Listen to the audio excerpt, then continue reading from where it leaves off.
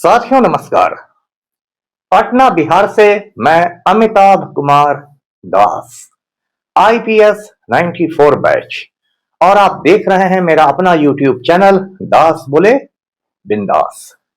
साथियों, इस चैनल में मैं आपको ऐसी जानकारियां भी देता हूं जिनको जानना जरूरी है, लेकिन जिनको ज्यादातर लोग नहीं जानते।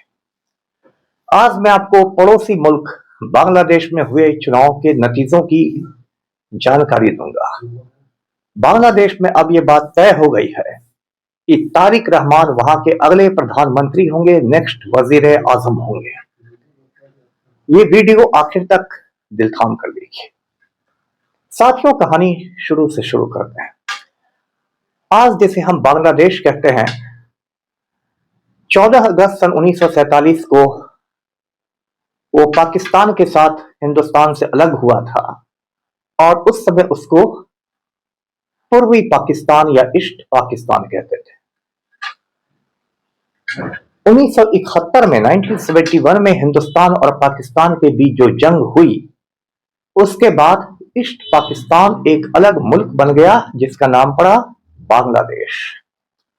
बांग्लादेश के सबसे महान नेता जिनको वहां राष्ट्रपिता का दर्जा हासिल है वो थे शेख मुजीबुर रहमान।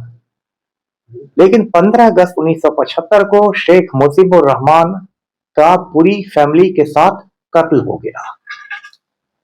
सिर्फ उनकी 2 बेटियां बच गई जो उस समय विदेश में थी, एक शेख हसीना जो लंबे समय तक बांग्लादेश की प्राइम मिनिस्टर रही। अब देखिए, बांग्लादेश के इतिहास में भी कई बार सैनिक तानाशाही आई है, मार्शल लॉ जिसे कहते हैं। और बांग्लादेश के एक आर्मी चीफ हुआ करते थे जनरल जियाउर रहमान, वो बांग्लादेश के सैनिक तानाशाह बन गए थे। लेकिन 1982 में 1982 में बांग्लादेश का एक बहुत बड़ा शहर है चटगांव। चटगांव बंदरगाह भी है, पोर्ट भी है। चटगांव में प्रेसिडेंट जियाउर रहमान की हत्या कर दी गई।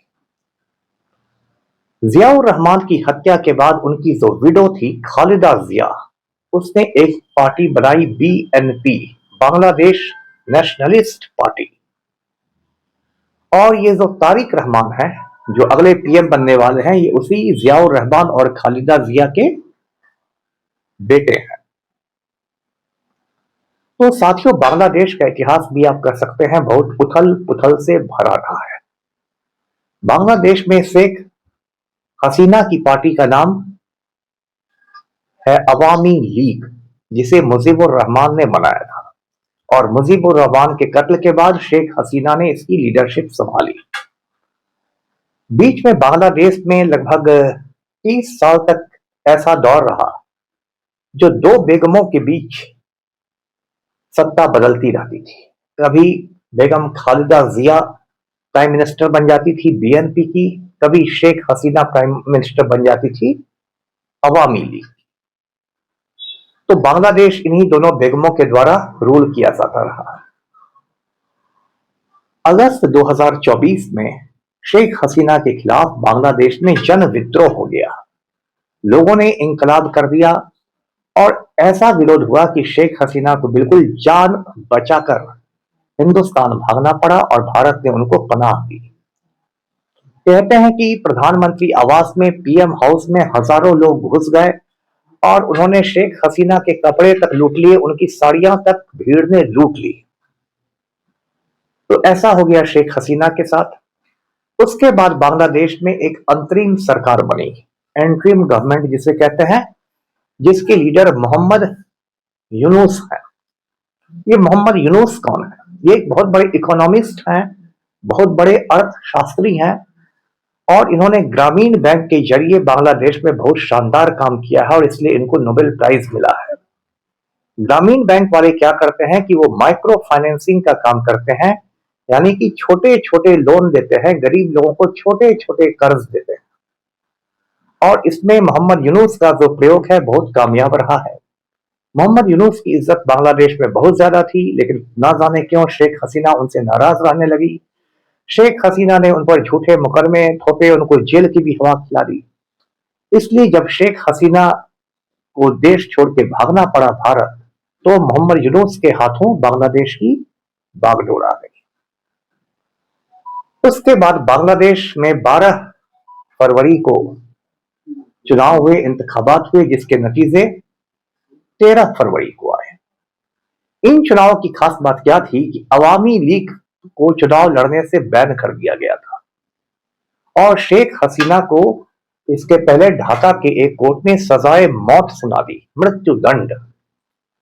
हालांकि चूंकि वो हिंदुस्तान में है इसलिए अब तक वो फांसी पर चढ़ी नहीं है। और जब अवामी लीग को लड़ने से मना कर दिया गया, बैन कर दिया गया, तो अवामी लीग ने कहा अपने वोटरों से कि वो इन चुनावों का बहिष्कार करें, बायकॉट करें। तो इस बार जो चुनाव हुए बांग्लादेश में 12 फरवरी वाले, उनमें दो पार्टियों के बीच मेन मुकाबला था। एक पार्टी बीएनपी, जिसका नेतृत्व तारिक रहमान कर रहे थे क्योंकि खालिदा जिया का हाल में इंतकाल हो गया, मौत हो गई। और दूसरे तरफ की पार्टी जमाते इस्लामी। अब इन दो पार्टियों के बीच जो मुकाबला हुआ उसमें बीएनपी को जबरदस्त जीत हुई, जिसको लैंडस्लाइड विक्ट्री कहते हैं, और जमाते इस्लामी उसकी तुलना में काफी पिछड़ गई। ये एक स्वागत की बात है क्योंकि जमाते इस्लामी में ज्यादातर लोग कट्टर हैं और कट्टर लोग चाहे किसी भी मजहब के हों, किसी भी धर्म के हों, हमेशा वो दुनिया का नुकसान ही पहुंचाते हैं। तो अब ये बात तय हो गई है कि 2-4 रोज में तारिक रहमान बांग्लादेश के अगले प्राइम मिनिस्टर होंगे। बांग्लादेश चूंकि हिंदुस्तान का पड़ोसी है, कभी हिंदुस्तान का हिस्सा हुआ करता था, इसलिए बांग्लादेश के नतीजे हमारे लिए भी बहुत दिलचस्प ये चीजें हैं। इसलिए कुछ सालों से बांग्लादेश अमेरिका के काफी करीब चला गया है।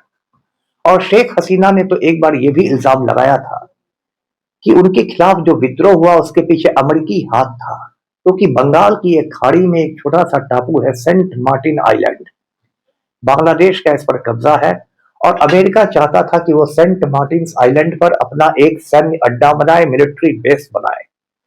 लेकिन जब शेख हसीना ने ऐसा करने से इनकार कर दिया तो अमेरिका ने सीआईए के जरिए शेख हसीना का तख्ता पलट कर दिया। अब इसमें कितनी सच्चाई है मुझे नहीं मालूम, लेकिन अमेरिका ऐसे काम दुनिया भर में करता रहता है। और बांग्लादेश ने पिछले कुछ सालों में टेक्सटाइल्स के क्षेत्र में, कपड़ों के क्षेत्र में खास के बहुत लंबी छलांगे लगाई है और दुनिया भर का जो मार्केट है उसमें बांग्लादेश के बने कपड़े बिल्कुल राज करते हैं। और डोनाल्ड ट्रंप ने क्या किया है कि हिंदुस्तानी कपड़ों पर 18% टैरिफ लगा दिया है, 18%, और बांग्लादेश के कपड़ों पर 0 टैरिफ लगा दिया है। इसका मतलब कि अमेरिकी मार्केट में बांग्लादेश के मुकाबले हिंदुस्तानी कपड़े 18% ज्यादा महंगे हो जाएंगे और बांग्लादेश को उसका बहुत फायदा होगा। तो साथियों, अब देखना है कि पिछले कुछ सालों में जो हिंदुस्तान और बांग्लादेश के रिश्ते बहुत बिगड़ गए, वो फिर ठीक हो पाते हैं कि नहीं। कलकत्ता से ट्रेन भी चलती थी, ढाका मैत्री एक्सप्रेस, हम चाहेंगे वो ट्रेन फिर चलना शुरू हो। वीडियो को लाइक करें, शेयर करें, चैनल को सब्सक्राइब कीजिए। धन्यवाद। जय हिंद।